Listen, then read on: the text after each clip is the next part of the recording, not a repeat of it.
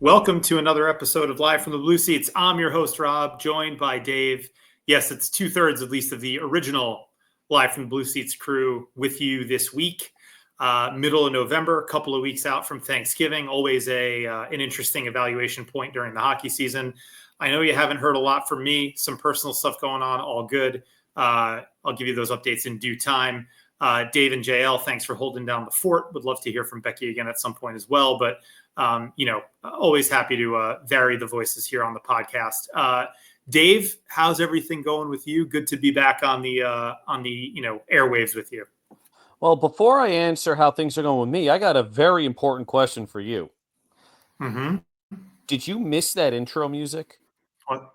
Like, did you miss it? Was it like missing from your life while you were gone for the last 6 weeks or 7 weeks? Of course, yes, I did. I miss that, and I miss more so the dulcet tones of your voice, Dave. Nobody has ever said that ever. Nobody misses my voice. Even my wife is just like, "Yo, dude, shut the hell up." She'd probably be more sick of you than anybody on it, right? I mean, that's how that works. JL as well, even though we won't hear from him on the show, always great to work with him, and he does such a great job producing, hosting, keeping this thing going through the quiet periods and the rotating cast of characters that is the host for this podcast. But anyway, great to be back. And I think it's a great point to rejoin, hopefully on a more regular basis as well, as we are kind of getting into what I would call the meat of the season, right? We're 14 games in. That sort of Thanksgiving week quarter poll is fast approaching. And, I'll start by characterizing it this way. I think we've seen two versions of the Rangers through 14 games, and I'm kind of wondering which one is the real one. Dave, I'd be interested in your kind of 30,000-foot view before we dive into some of the specifics. But I guess start there. Like, are the Rangers the wagon that we saw the first 6-7 games, or are they this shell of this team that we've seen the last 6 or 7 games?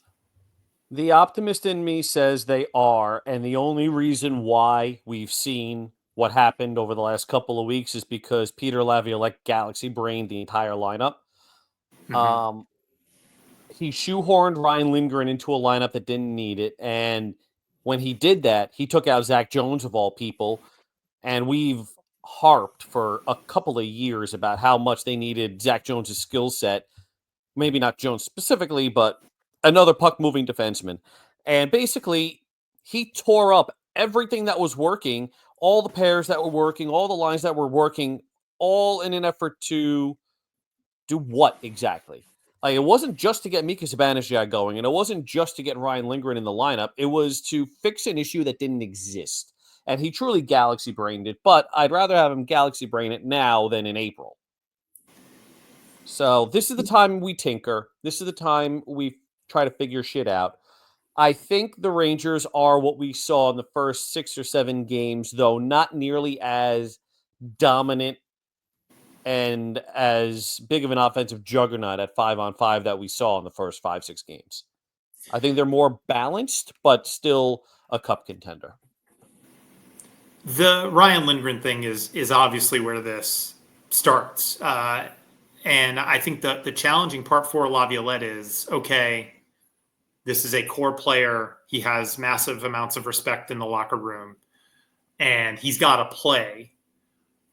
And I think his thought was, and correct me if I'm wrong, they did try the Lindgren-Trouba pair for a little bit, and that was just an utter disaster. Now it looks like as of Wednesday afternoon's practice that they're going to go back to that, ideally in more sheltered minutes, right? Third pair minutes with Jones and Schneider kind of taking over the second pair role, and then Keandre Miller and Adam Fox taking the lion's share of the ice time at 5-on-5. but it's an interesting one because they don't have a ready-made solution, right? If they were to move on from Ryan Lindgren at some point this year, which it seems unlikely, Matthew Robertson's not it. Like, are you trading for a left-handed defenseman? Are you going to go with 4 righties? So I guess, like I said, the problem starts with Ryan Lindgren, and we will see how they perform with him in the lineup. I also do want to give him a little bit of time to fully recover from the injury, maybe get the full face shield off. I know that there are a lot of players who their poor performance is truly affected by the full face shield, right? When you have a broken jaw or some sort of facial injury, it hampers your ability to see the whole ice, to see the puck, to track the puck, all that stuff. So don't play. Sit and wait until you don't need the face shield anymore. This is so stupid. It is. Sorry. I totally agree. No, you're right. And this isn't the first time they've done this with Lindgren either. I wrote a whole thing about the Rangers having an injury management issue. It's just, oh my God. If he's not fully healthy and the Rangers are steamrolling opponents, why are you forcing him into the lineup? Sorry, I'm off my soapbox. Well, and also, I don't know if you saw this.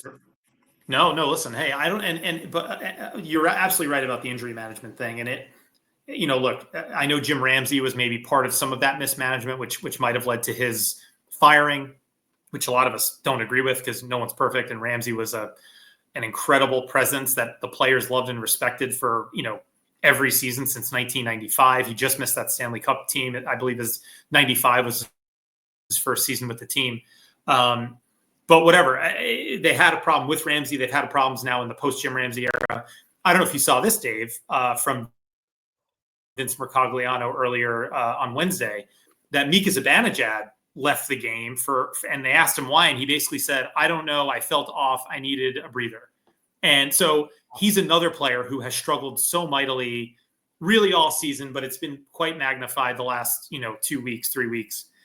If you are injured, do not play. I mean, it's just, I do not know. And look, Zibanejad, when you hear a guy is off and needs a bit of a breather, I mean, I immediately went to concussion history, long COVID, Jonathan Taves, right? And his issues that forced him into essentially retirement early. So, and Mika's play certainly over the last couple of seasons kind of resembles that. I mean, it's been a sharp decline. Now, look, we expected him to decline, but not at this rate and not this suddenly, and not be such a shell of the player that he was less than 2 seasons ago. So, I mean, maybe we'll get to Zibanejad in a little bit more detail later, but I do agree with you that there seems to be an injury management problem here. And they do have healthy bodies that they can play. Now, look, I think Zibanejad is, not as easily replaced as Ryan Lindgren, but if you're hurting the team, there is certainly a case to be made that you shouldn't be playing. And yes, does that mean Johnny Brodzinski has to step in and play center, right? And your bottom 6 centers are some combination of Carrick and Brodzinski. Not ideal for more than 5 or 6 games, but if Mika needs a breather and if it's going to get him to a place where he's more productive, then it's probably worth doing, especially in November. And you could probably find a way to address this by flipping Lindgren for a center and then a draft pick for a depth defenseman. Hope has been putting Marcus Pettersson's name out. Not Mark. Was it Mark? Yeah, was it Pettersson? Yeah, Marcus Pet. Yeah. Yeah, she's been putting his name out there, and there was one other guy that she's been putting out there as just a low-cost Brian Dumoulin. There we go. The other one. Low-cost defense first guy. If Mancini's not ready, then you go with one of those guys. They're going to cost a mid-round pick. You trade Lindgren for a center, and you kind of address a lot of the issues the Rangers have, and this gives Mika Zibanejad the time to heal. Now, it could be long COVID. It could be post-concussion symptoms. It could just be the fact that he had a concussion and is still missing the mental aspect of being able to get back to his aggressive game. He could still not be sleeping because he's got a newborn. His kid is, 1 now? I know my 18-month-old isn't sleeping still, and I barely sleep as is. So maybe that's an issue. I mean, there's a lot there, but they need to do something with him. And I think we just crossed the Zibanejad line, even though we said we were going to do it later on. Sorry. No. As well, hey, but, no time like the present. I mean, I think all those things are, and look, I'm in several,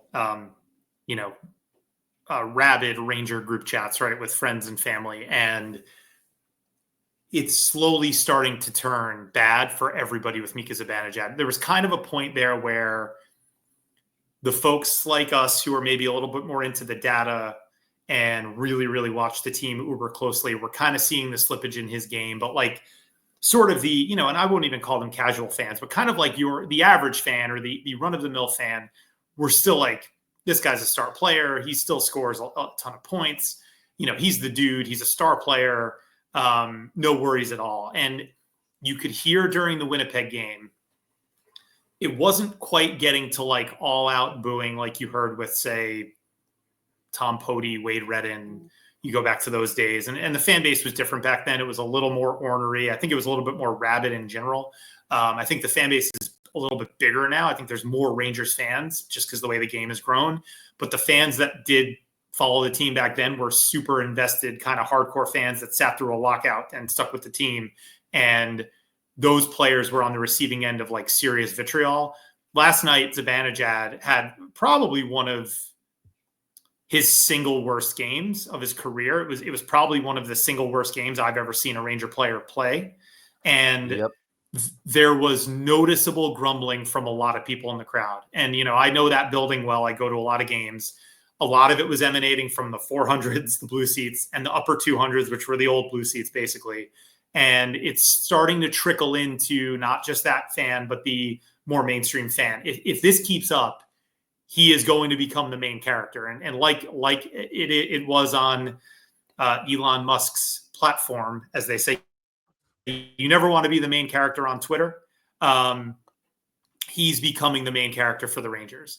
And if it keeps up, it will be full scale booing. And that is a tough thing for anybody to come back from. So, I don't know if you feel the same way, Dave, JL, I think said he was in the building, and he's just dropping into our little chat here on our production. And he's saying that, it's getting there with him among the fan base. So is there a road back from that? Or again, like, are we looking at somewhat unrealistic trade scenarios because he does have a no move clause? So knowing the fan base, yes, it's going to come to that. Let's be real. It's come to that for guys that didn't deserve it, quite frankly. Tom Pody did not deserve the hate he got. Look back at his numbers. His numbers were actually pretty good with the Rangers. Yeah. But yes, it was just he was promised to be the new Brian Leach, and he wasn't. And they gave up Mike York, and that was that. That was not Tom Pody's fault. But for Zibanejad, I mean, we've seen this happen so many times. He's going to become the main character. And the only thing I can say is maybe take a different route as a fan base. And I don't know if this is a plea or if this is just a hope that maybe we do it differently this time around. But if you've ever seen the movie Elemental, have you seen the movie, Rob, actually, before I get into this? Have you seen it? Wait, what movie? Elemental. I have not seen it. All right.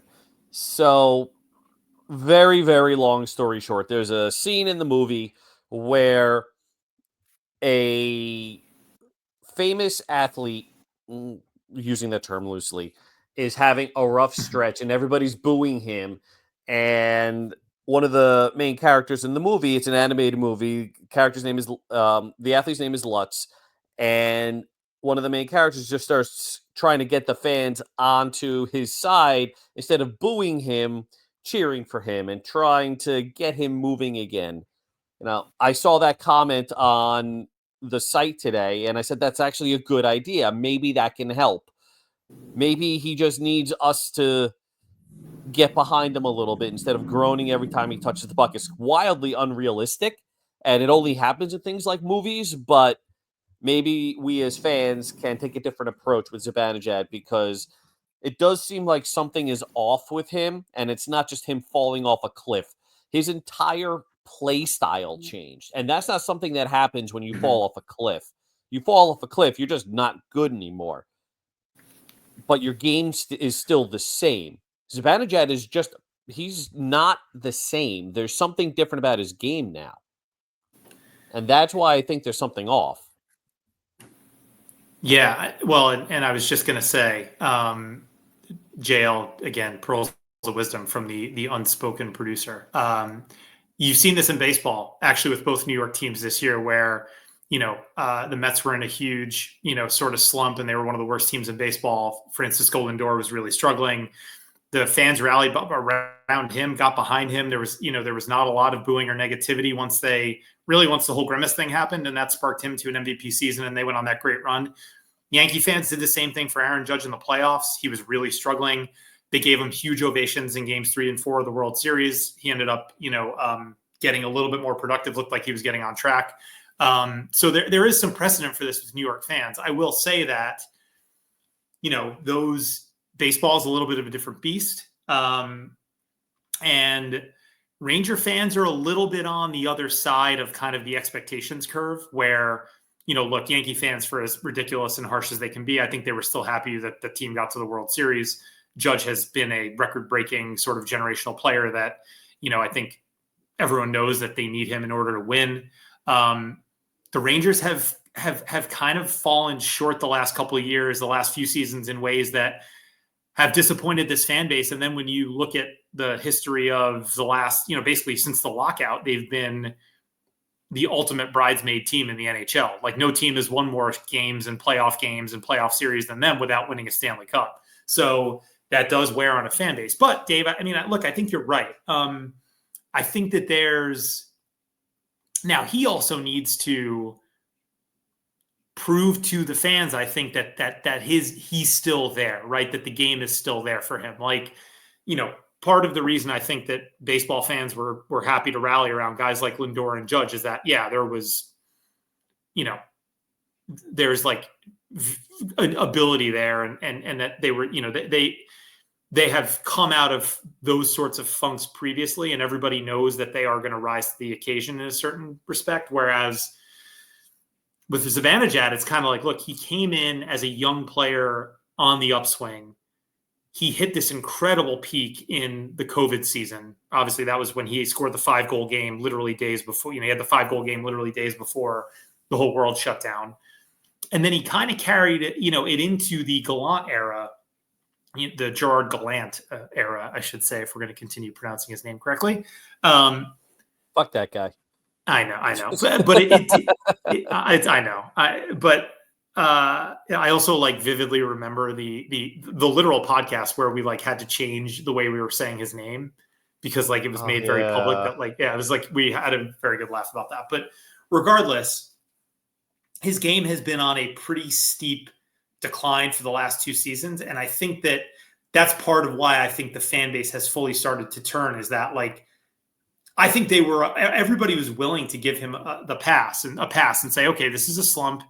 Even if it lasts 3 months or 6 months or, straddles two seasons, he'll come out of it. He's too good a player. He'll come out of it. And like you said, Dave, like he is almost approaching the game completely differently now that I don't know that I see a way out of it. And so that's kind of like where, so now comes the hockey question. Like, what do you do about it? Like, if you are Peter Laviolette, and look, we know the answer to this, at least short term, he put him back with Kreider and Riley Smith. So he's gone back to the opening night lines and mostly the opening night defense pairs. And that seems to be, that's the logical move because those lines did all have pretty decent results in terms of their, scoring chances and expected goals. So, that said, Zibanejad was still pretty underwhelming during the first part of the season, even while the team was really rolling. So I don't know if that's the solution, but that's where Laviolette has gone, at least, heading into Thursday night's game against San Jose. Yeah.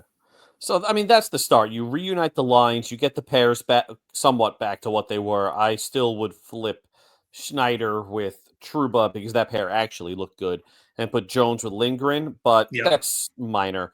What I would do is stop getting Zibanejad out there against other teams' top lines. Yeah. That's been the thing that has happened since Peter Laviolette got to New York. And it's great that we have roles. It's something that we've been discussing here for God knows how long.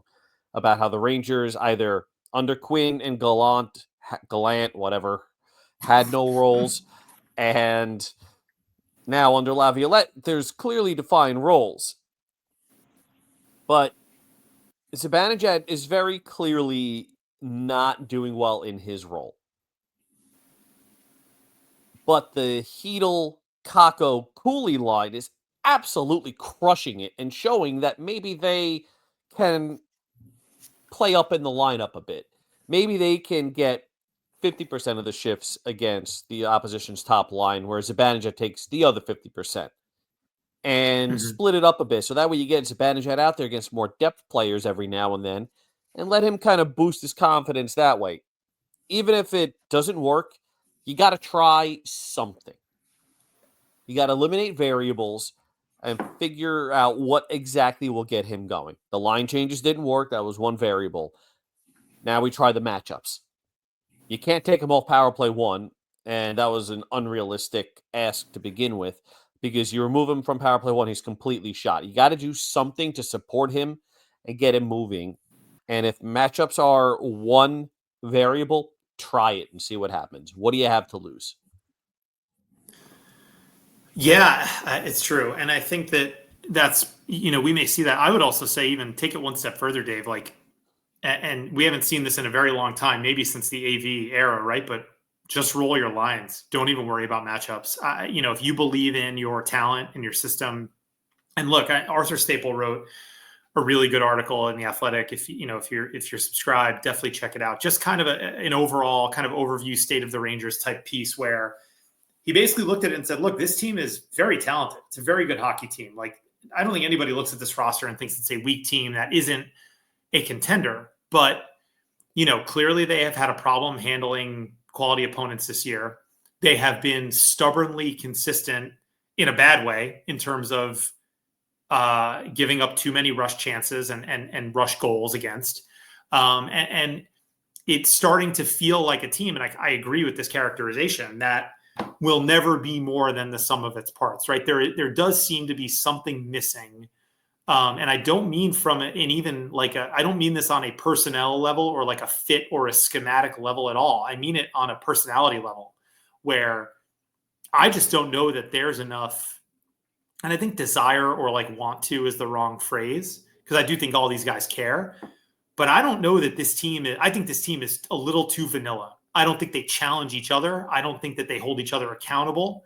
And I think that that's borne out in things like you see, like we saw in the Winnipeg game, where they're giving up a ton of chances off the rush simply because guys are selling out for offense and not playing disciplined, kind of 3-zone hockey. There's too much, it's too loose at the blue lines. Their F3 is poor. They are jumping into holes to try and create offense, and that's leaving them vulnerable on the back end. And it's like, it's not selfish in like a me, I want stats way, which I think sometimes it gets mischaracterized as, but I think it's just like, all right, this is how we play. We're an aggressive team and we're going to go try and score. And all of a sudden, Igor Shesterkin's left out to dry. And that happens a lot. And I think that if there was a little bit more of a leadership presence and a little bit more of like a fear in the room of accountability, whether that's from the coaching staff or the sort of leadership group in terms of the players, that might not happen as much. And I think when you look at championship teams, they all have that, right? Like if you were to do that as a member of the Tampa Bay Lightning, like Victor Hedman, Steven Stamkos, John Cooper, like you're going to get aired out. You're going to get held accountable. It's not going to happen. Florida Panthers, same thing. Edmonton Oilers, right? Like for all of the sort of like, characterizations that we've seen of Connor McDavid, like everybody knows he is deathly serious about winning. And some of the footage that came out in the Amazon Prime, documentary, like proves that. So I don't know that the Rangers have that element. Like, I don't think it's Jacob Trouba. I don't think it's Mika Zibanejad anymore. Well, right. He's a lame duck captain. Yep. Yeah. I mean, there's a piece of me that wants to say the accountability will come. But let's be real. It's been the same leadership group for 5 years at this point. It's not going to change.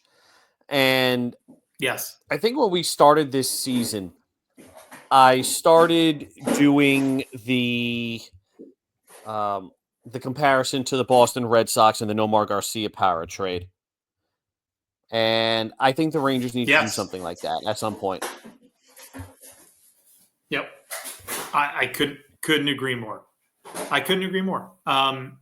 That is certainly, that's exactly where I am. I just think that this it needs a shakeup. Like, it really does. I do not feel, I think we know definitively the ceiling for this core of players.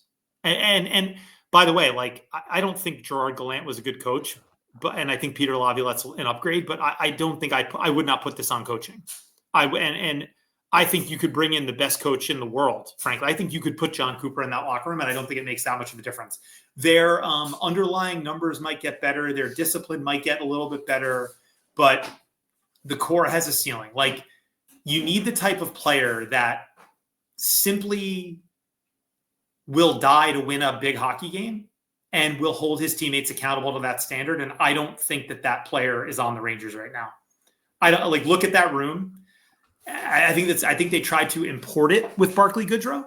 And I think it worked a little bit in his first season to sort of like bring up the maturity level of the team. But I don't think that player exists. And I don't think that by losing him, they lost that element, because it obviously no, they didn't. No, but they tried to, that's my point. They tried to do that with Barclay Goodrow, and you're limited by your ability as a player. Like, frankly, and I think it's actually something that I was talking about with my brother, who, he's asked some questions on the show, and I know listens to the podcast, so I'll shout him out. They made the Ryan Callahan, Marty St. Louis trade in 2014 because they knew they needed more skill, right? They had tons of grit and tons of disciplined, championship level hockey players, but they needed skill. And so they were like, we will sacrifice our captain, right? And I think they also felt they needed a little bit of a shakeup. So they did that. They basically need to make the inverse of that trade. They need to trade a little bit of skill for a little bit of leadership and grit, right? And again, grit is doing a lot of heavy lifting there. Barclay Goodrow was, quote unquote, a grit guy. You don't necessarily need that. You need a guy who, like I said, will kill himself to win a hockey game. And I don't think that they have that right now. You need a Sidney Crosby. I can't believe those words came out of my mouth. Yeah, it is, though. It is, yeah.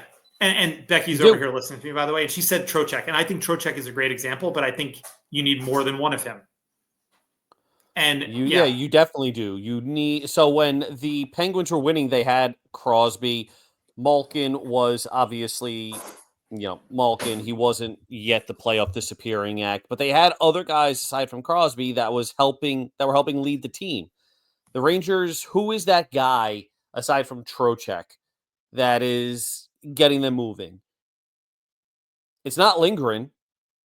As we've seen, he brings a boost to the lineup in terms of morale, but it's not Lindgren. It can't be true, but he's a lame duck captain at this point. Who else is on this leadership group? They like 14 A's. Panarin is fun. He's not the one that's going to help them out. Kreider, maybe, but he's quiet in the locker room, or else he would have the C.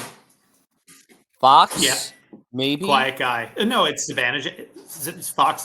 They all, this is my point. They all have the same personality, right? They are all sort of like very quiet, respectful, sort of like, friendly seeming guys, right? Now, look, we're not in the room, and Trouba's got a little bit of a mean streak. And again, when he's playing well, and if he wasn't a lame duck captain, sure. Like, I could see that as a captain, right? I get that, but I just, you can tell something's missing. Like, it's just, you watch the team and there's an element missing. And I'll give you another example, right? Like, they made that Sean Avery trade. That team had lots of talent, and it was a more veteran-laden team, but there was an element of urgency missing, and there was a little bit of, especially at that time, I think this had more value. There was a little bit of chaos missing, and he was kind of a perfect fit at that time. That player doesn't really exist. I don't think you want to import a player with that sort of baggage at all. But like, and look, there is just like, I almost want to say it's like a lack of like seriousness. But again, I don't mean that to say like these guys are not going in there and not taking the game seriously. But I think there's a little bit of passiveness that and especially, by the way, which is exacerbated, and it always has been with this team, at least in the last 20 years, by the fact that they have an all-world goalie. So you can afford to be passive when you're like, all right, well, if we do mess up, there's Igor or there's Hank, right? And it's like we can afford to make a few mistakes that other teams can't. And that has to be eliminated from the mentality of the team. There's too much of that. And it comes through in the way they play. And again, I think Mika exhibits it. Kreider exhibits it. There's just not enough true leadership there. So, but this is not an easily solvable problem, right? I mean, like, yeah, Dave, absolutely. Like Sidney Crosby, yes, would bring – that would literally be the modern version of the Mark Messier trade. Now, obviously, he's a little bit older than Messier was when he first came to the Rangers. There's not a chance in hell he would get traded here. He would not accept the trade here. No. Kyle Dubas would never do that. But and he's one of one, right? Like there are no other Sidney Crosbys out there. But like, is there another player, right? Like that could maybe bring some of that type of element that changes the mix in the room? Because that's really what I feel like this team needs. It needs a change of the mix in the room. I don't know who it is. So names that I can think of off the top of my head, maybe a guy like Braden Shen, but I don't know if I want anything to do with that contract. Looking at Boston, and this is going to piss a lot of people off, Brad Marchand. Would they move him? Oh, I mean, I would take him in a heartbeat, and I think everybody would. But would they move him? I don't know what's left on his deal. Are they really expiring contract? Expiring contract. Boston's bad. So his deal's up. Yeah. Wow. I would give them almost anything they wanted for that. I would too. I really would. And he's a right wing. Yep. So I would do that. I'm looking at Anaheim right now. I mean, Ryan Strome. That's not Calgary. Christ. Like Nazem Kadri has a little bit of that, but that's a talk about a bad contract. He has 1,000 years left on his contract. Yeah. You don't want to do that. Let's see. Boone Jenner might have been an interesting option out of Columbus. Yep. Utah is still in it right now, but I'd be interested in Boone Jenner a lot. Boone Jenner would be great, but he's hurt. Yeah. I don't know enough about a lot of these guys for me to make definitive calls. Yeah, and again, it's also like it's a mix of playing style, because I do think that the Rangers are a little bit one note. I mean, again, I think JL mentioned this since Becky's right here, and maybe we'll hear from her at some point. Will Cooley is a great, like, you can just tell he's like a 16 game like playoff style player who will probably one day be part of the leadership group. And will probably hopefully learn from, if this team continues to fall short, we'll learn from these days that he spends early in his career. But he's too young, right? It's kind of a mix of like playing style, right, with a little bit of an edge, but also like leadership. Like, I think not that you necessarily need to go get a guy who's won a cup, but like, again, look, the other elephant in the room here in this type of conversation is Matthew Tkachuk, right? The Panthers knew. The Rangers are so much like what the Florida Panthers were before the Matthew Tkachuk trade, right? They were a very good offensive team. They had really good goaltending, and they decided to sacrifice two of their best players, Mackenzie Weegar and obviously Huberdeau, of which like the Ranger equivalent is Alexi Lafreniere and Keandre Miller, just so everybody knows. They decided to basically trade those two guys for Matthew Tkachuk, and they won a Stanley Cup, and they're basically now going to be – they're the new Tampa Bay Lightning. They're going to be the odds-on favorite to win the next, or at least come out of the East for the next 4 to 5 seasons. Matthew Tkachuk does not grow on trees, but that is the exact type of player they need, right? It's not necessarily a guy that has won cups before, but like, you just know looking at that guy that there is no bullshit at all to his approach. He would die to win a hockey game, and he brings his teammates into the fight, and the Rangers just do not have a lot of that element. And again, like going back to the Arthur Staple article, that was kind of what I got from it. He didn't say that in so many words, but it was basically like, look, this is a really talented team, but you kind of know looking at it that it's not going to be any greater than the sum of its parts. And I think that that's a great way to sum up the Rangers as of right now. That is an excellent way of summing it up. And before anybody listening to this goes Brady Tkachuk, A, he's not available, and B, he's not the same type of player. Yeah, he's not as good. He's not as good as Matthew. He's a good player. He's a great player. But yeah, you're right. He's not the same type of player. He's a little bit too much pest and not as much substance, I would say, as Matthew. So I know that it's either Tyler, Russ, or JL. I'm forgetting who is all over this guy. Does Philip Forsberg move that leadership and carry the team on my back needle? I don't know. I don't know enough about him. I know he's extremely good. He's extremely good. I love watching him, but I don't know enough about him. Nashville's in a bad way. That experiment seems to not have worked. So, I don't know if he'd be available.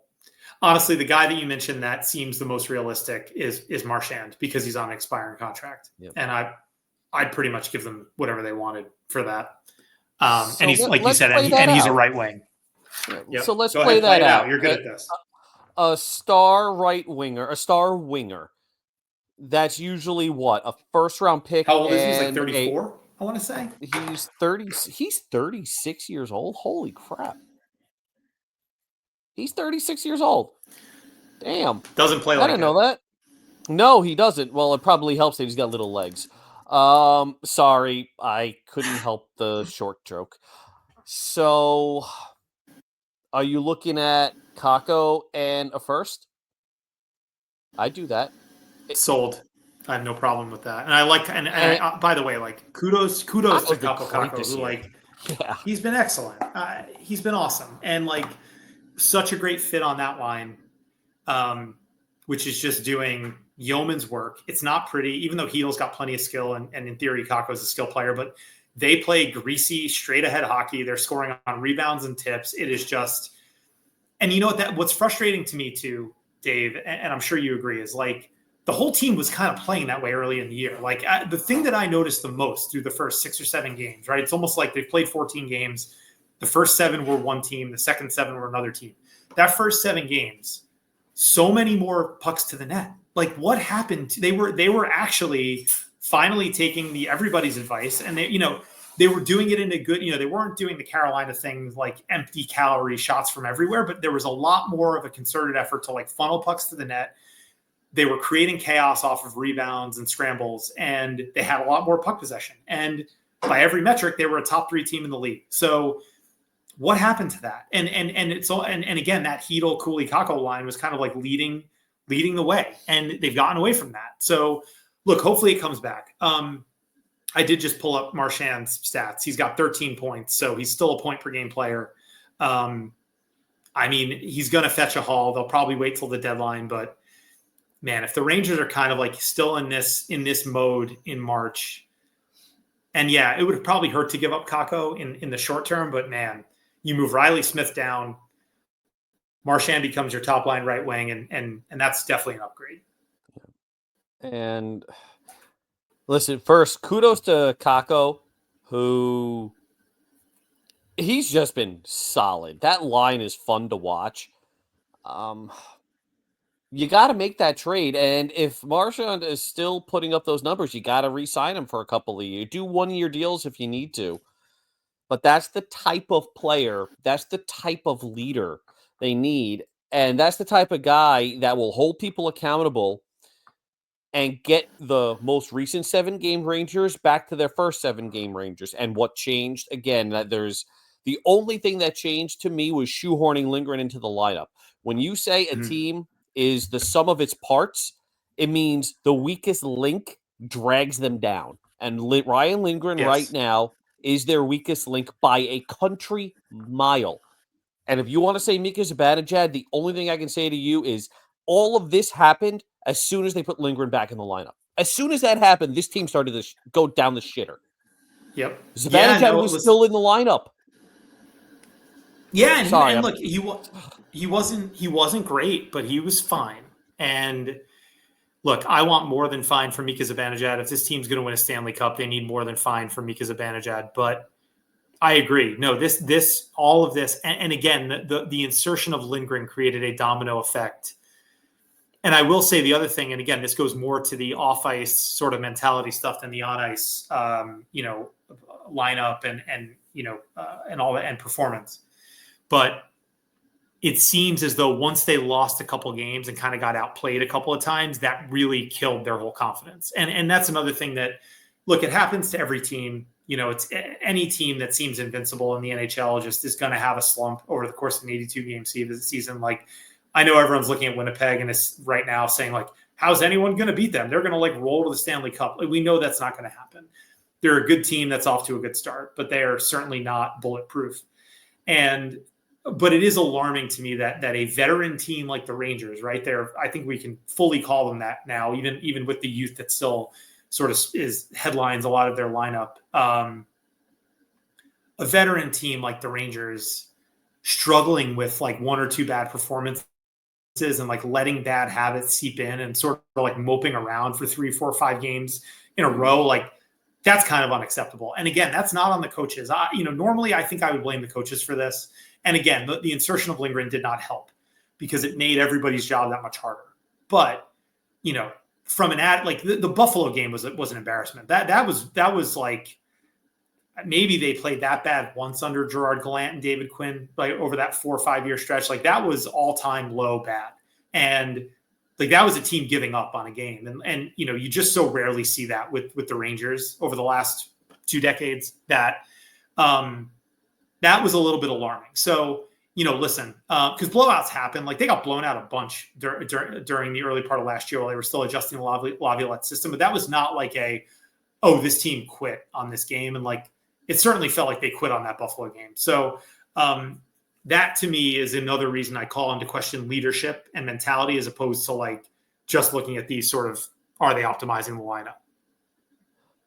I am very happy I could not watch that game. I forgot what I had, but I couldn't watch the game. I didn't watch it in full either, yeah. Yeah, it's been tough for me to watch full games because bedtime now is between like we start at 7:15. My 18-month-old is actually looking at us, looking at her milk bottle, shaking her head and running away from us. So that's fun. It's cute. It's hysterical, but holy shit, go to bed. And then my oldest, that takes another 20 minutes to get her down. So by the time I actually get to sit down and watch the game, it's like 5-6 minutes into the second period already. So I'm doing the best I can, but that one I couldn't watch, and I'm kind of happy about that. But the thing is, this team is going to have bad games. Every team has it, apparently, except for Winnipeg right now. They all lay eggs. They all look like shit every now and then. And the whole thing is, you take that game and you rebound. The Rangers had one bad game and then blew the entire lineup up. Why? Yes. That's Gallant type stuff. And totally. That's exactly what he did that season 2 years ago. Yeah. Yep. And that's why I'm pinning so much of this on Laviolette is he's better than this. He should know, but he didn't do this last year. Granted, he didn't have the options to do it last year, but he didn't do that. He let them play through their slumps. He put a still injured player back into the lineup. They beat Detroit. They didn't look as good against Detroit, if I remember correctly, but they still won. I think that was one of the Igor Stolen games. And then they looked like absolute shit the next game, and he blew up the lines. And then the weird thing to me is he blew up the lines, the defense pairs got shaken up, and then within 2 or 3 games, the defense pairs were back to what didn't work last year. Yes. It didn't work. Yeah. Why the hell are you doing it again? I'm trying to not drop F-bombs anymore because I don't want to have that many on the show. But why are you still going back to that?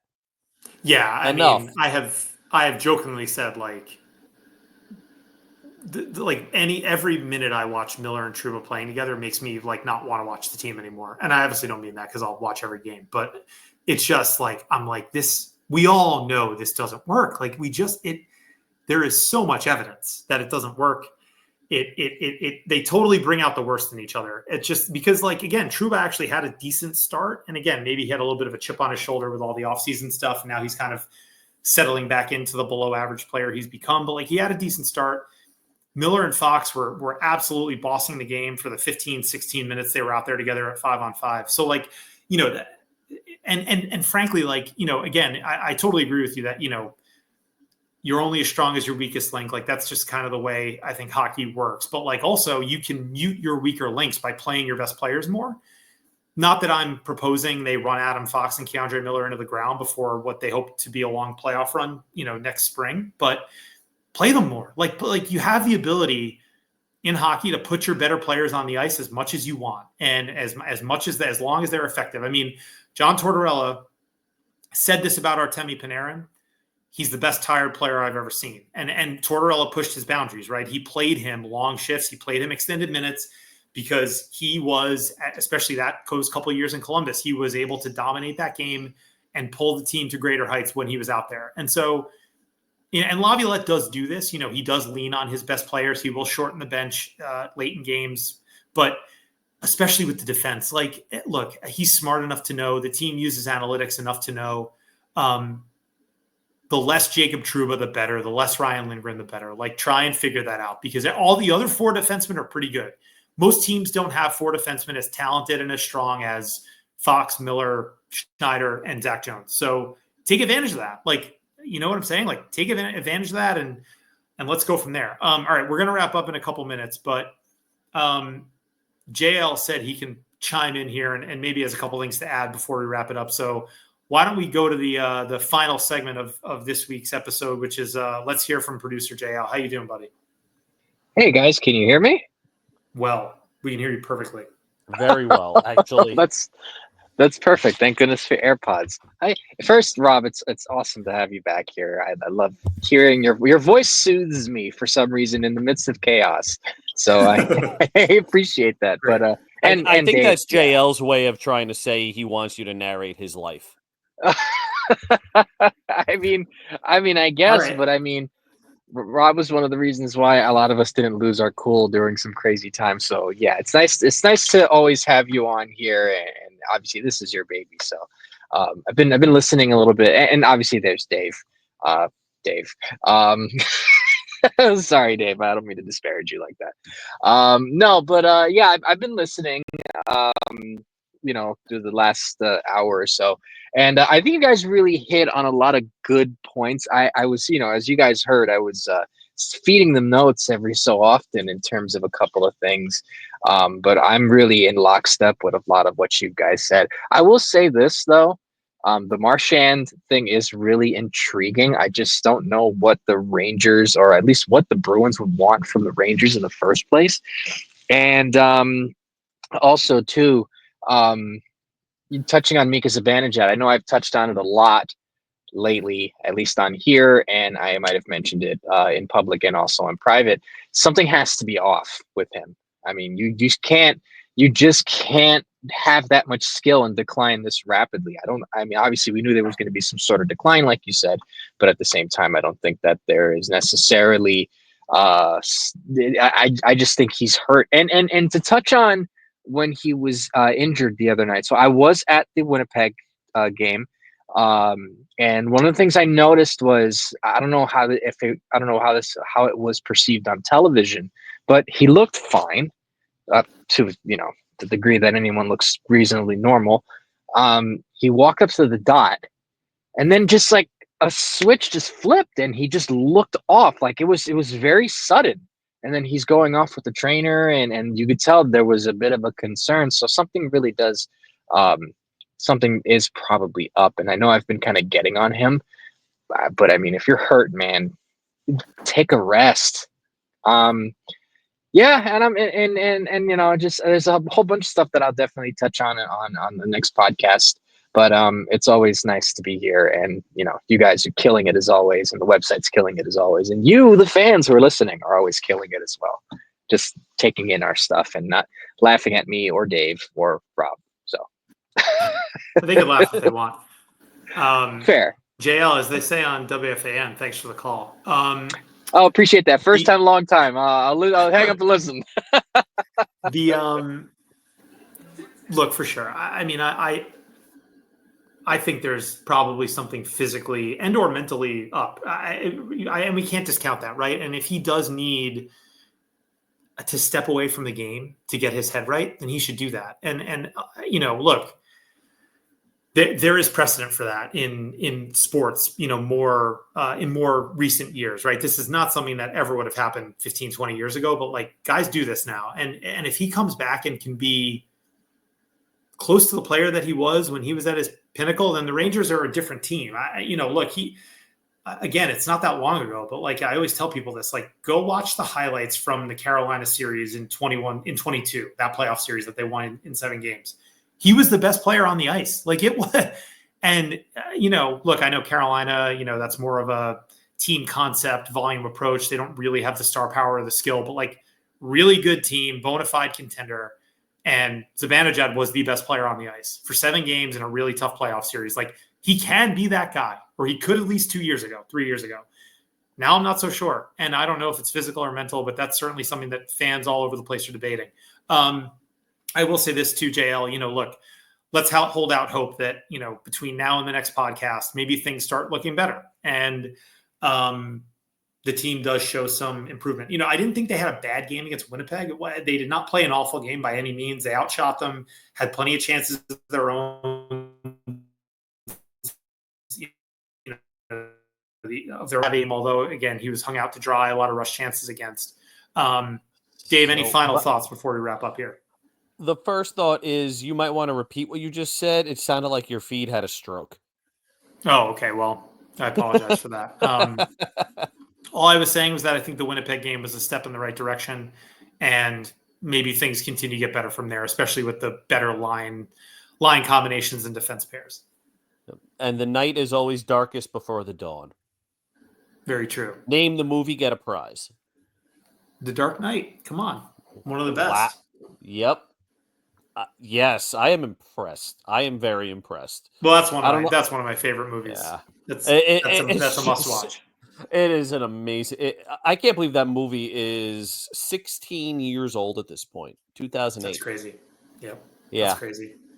So the final thought I will have is all teams face adversity throughout the season. It's good that the Rangers are getting through it now with things that are very easily fixed, minus the leadership thing that we spoke about. That's not an easy fix. It's a long haul. Don't live and die by the single game. They're going to make the playoffs. Let's see what they look like post-trade deadline. Let's see how injured they get. Let's see if Zibanejad snaps out of it. Let's see if they fire Lindgren into the sun. Let's see what happens. There is no reason to be doom and gloom right now when the Rangers are a bona fide playoff team. Yeah, 100%. And look, I will say this too as a closing thought. What's frustrating is the team is close, and the ceiling is Eastern Conference final. Like that, they have made it twice in the last 3 years. They've made it however many times in the last 12 years or whatever the stat is.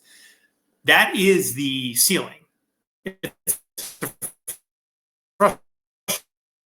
frustrating ceiling because that means you are a top. And now look, what that means is if you get a good matchup, you could win it all, right? Even this iteration of the team with all of the issues we spoke about still could win it all. But you need the right matchups. You need a lot of luck. You need sort of godly Igor Shesterkin performances.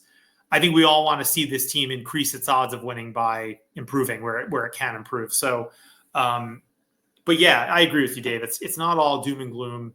There's always another game, especially this early in the season. And so we will see what happens. There's a lot of hockey left. Sounds like we are having a couple of technical difficulties here. So we will wrap it up. Thank you all for listening to this week's show. Glad to be back. Looking to be back next week as well and more frequently moving forward. So Dave, JL, on behalf of those guys, thanks for listening, and we'll see you next week.